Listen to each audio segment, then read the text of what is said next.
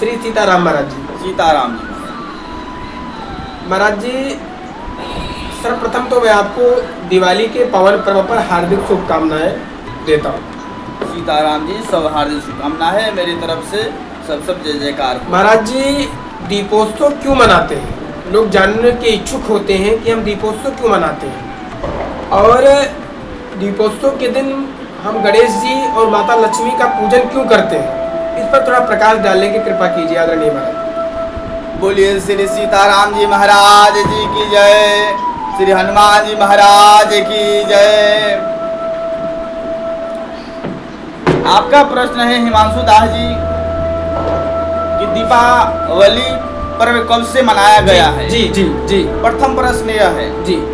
दूसरा प्रश्न यह है कि भगवान श्री गणपति का पूजा और माँ लक्ष्मी का पूजा साथ में क्यों होता है? जी जी। मैं सबसे प्रथम आपका प्रश्न का उत्तर दूंगा शास्त्र और ग्रंथों और पुराणों से, जिसने उल्लेख महर्षि वेद व्यास और गोस्वामी तुलसीदास जी दिए हैं। उस अनुसार से मैं आपको समझा सकता हूँ, वो बात को आप ध्यान देके सुनिए। जी। भगवान श्री रामचंद्र दशमी तिथि से माँ अष्टभुजा की पूजन कर लंका पर विजय करने के लिए माता को पूजन कर रणभूमि में पधारे। वो दिन से 18 दिन भगवान श्री रामचंद्र जी ने युद्ध किए और लंका में डंका बजाते हुए मेरे रघुनंदन श्री रामचंद्र जी अपने साथी और श्री विभीषण जी और श्री हनुमान जी, श्री सुग्रीव जी महाराज के सहयोग से लंका में विजय प्राप्त किए और सारे विजय के आश्रय सब भक्तों को देते हैं। उसी भगवान श्री रामचंद्र जी ने अवध में अब विराजमान हो रहे हैं। उसी अवधवासियों ने भगवान के आने और पधारने के उत्सव में दीपावली को दीपक जलाए हैं। और अंधकार जो श्री रामचंद्र जी जो वनवास गए थे उस समय में उस दिन हर एक घर का व्यक्ति दीपक नहीं पा रहे थे।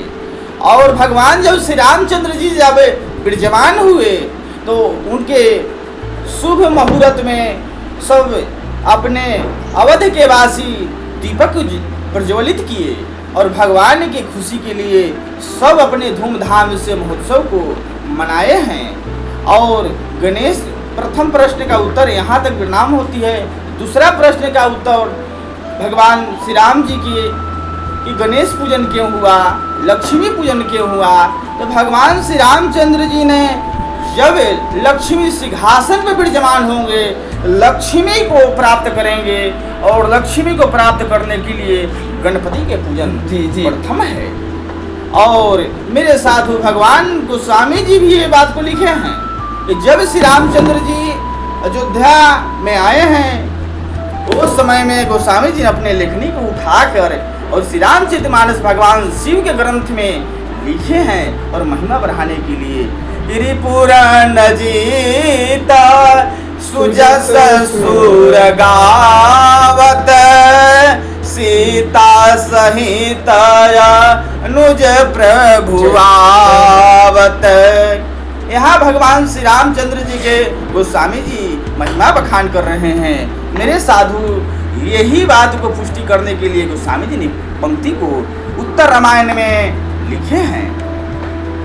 और गणेश पूजन के लिए कि जब तक गणपति के पूजन नहीं होगा और ज्ञान के प्रतीक भगवान श्री गणपति हैं। जब सिंहासन पर श्री राम जी लक्ष्मी को स्वीकार कर रहे हैं, लक्ष्मी सिंहासन के प्रतीक है। और जब लक्ष्मी को स्वीकार करने पर ज्ञान और बुद्धि रिद्धि सिद्धि को स्वीकार करना, ज्ञान जब तक सिंहासन पर मनुष्य सिंहासन पर बैठकर ज्ञान से सिंहासन को नहीं चला सकता, गणेश को पूजन नहीं कर सकता, उसका सिंहासन पर बैठे हुए सिंहासन नष्ट हो सकता है। अपने वाणी को विराम देता हूँ और सब भक्तों के लिए नमो राघवाय करते हुए मैं वाणी को विराम करता हूँ। जी महाराज जी, बहुत ही सरल भाव से सारगर्भित शब्दों में आपने उत्तर दिया है, उसके लिए आपको बहुत बहुत धन्यवाद महाराज जी, बहुत बहुत साधुवाद। जय श्री राम, जय श्री राम, जय श्री राम।